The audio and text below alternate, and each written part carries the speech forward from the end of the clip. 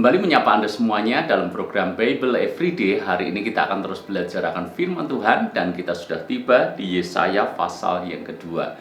Ada dua perikop di dalam Yesaya pasal yang kedua ini. Dan perikop ini kalau kita teliti dengan sungguh-sungguh cukup menarik. Karena perikop yang satu seolah-olah bertentangan dengan perikop yang lain. Mari kita sama-sama belajar.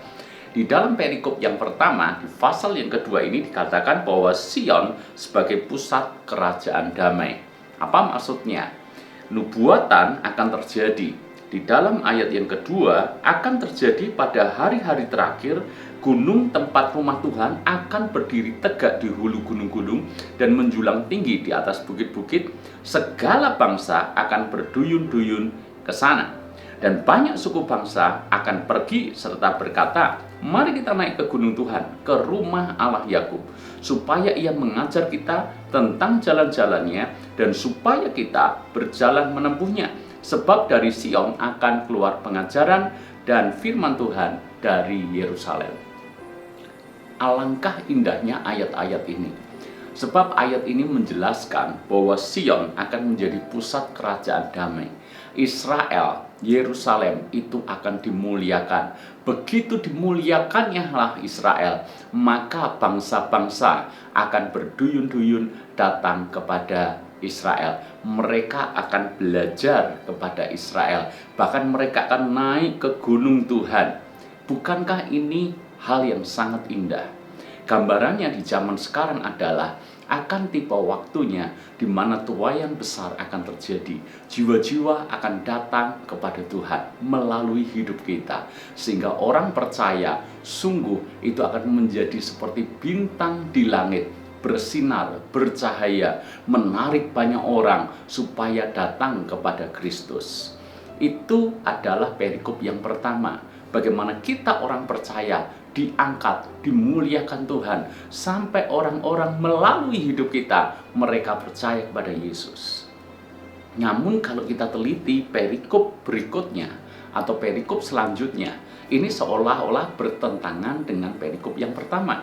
Sebab di perikop yang pertama, Sion sebagai pusat kerajaan damai, bangsa-bangsa akan datang berduyun-duyun ke Yerusalem. Namun ketika kita membaca ayat yang ke-6 di perikop yang kedua ini, judul perikopnya saja adalah hukuman Tuhan terhadap semua orang yang meninggikan diri. Sungguh telah kau buang umatmu, yakni kaum keturunan Yakub, sebab di mana-mana mereka melakukan tenung seperti di timur, dan sihir seperti orang Filistin, dan orang-orang asing di antara mereka terlalu banyak. Di dalam ayat yang ke-6 ini dikatakan bahwa umat Tuhan ternyata justru dibuang oleh Tuhan sendiri. Bagaimana ini mungkin terjadi? Bukankah umat Tuhan digambarkan seperti Sion, pusat kerajaan damai, bangsa-bangsa datang berduyun-duyun kepadanya? Tapi kenapa justru Tuhan membuang umatnya? Tentu saja Tuhan membuang Israel bukan tanpa alasan. Alasannya jelas, ketika bangsa Israel diangkat, dimuliakan, diberkati, bangsa-bangsa lain segan tunduk kepada Israel. Justru bangsa Israel jatuh dalam penyembahan berhala. Mereka menyembah banyak ilah, mereka menjadikan dewa-dewa asing sebagai sesembahan mereka. Sion yang harusnya menjadi pusat penyembahan kepada Allah Israel sekarang digantikan dengan banyaknya dewa-dewa asing yang mereka sembah. Mereka menjadi sombong, mereka menjadi tinggi hati karena mereka menjadi bangsa yang besar. Lebih lagi kalau Anda membaca ayat yang ke-12, sebab Tuhan semesta alam menetapkan suatu hari untuk menghukum semua yang congkak dan angkuh, serta menghukum semua yang meninggikan diri supaya direndahkan, untuk menghukum semua pohon aras di Libanon yang tumbuh meninggi dan tetap menjulang, dan menghukum semua pohon tarbantin di Basan.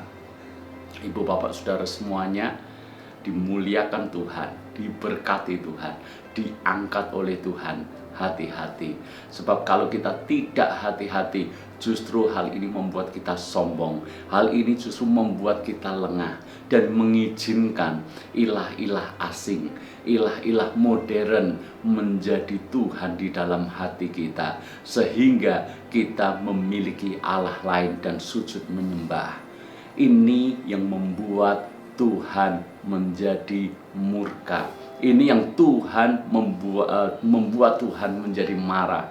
Sehingga sebagaimana bangsa Israel dibuang oleh Tuhan, supaya bangsa Israel belajar dari kegagalan dan kesalahannya, supaya bangsa Israel bertobat dari kesalahannya. Jangan sampai hal ini menimpa kita semuanya. Ingat, sesungguhnya kita didesain Tuhan, direncanakan Tuhan menjadi pusat kerajaan damai. Ada waktunya orang-orang akan datang kepada kita, dan mereka melalui hidup kita akan percaya kepada Yesus. Sebuah janji yang indah. Namun jangan sampai rencana Tuhan ini gagal hanya gara-gara kita jatuh di dalam dosa kesombongan, dan kita mulai terlibat dalam penyembahan berhala modern hari-hari ini.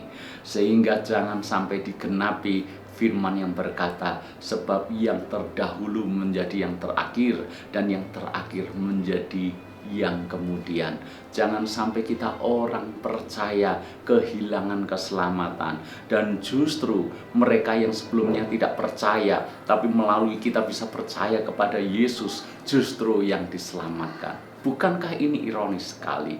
Karena itu mari kita jaga hati kita, supaya jangan sampai peristiwa yang terjadi kepada Sion dan Yerusalem seperti yang tertulis di dalam Yesaya pasal yang kedua ini menimpa kita semuanya. Tuhan memberkati.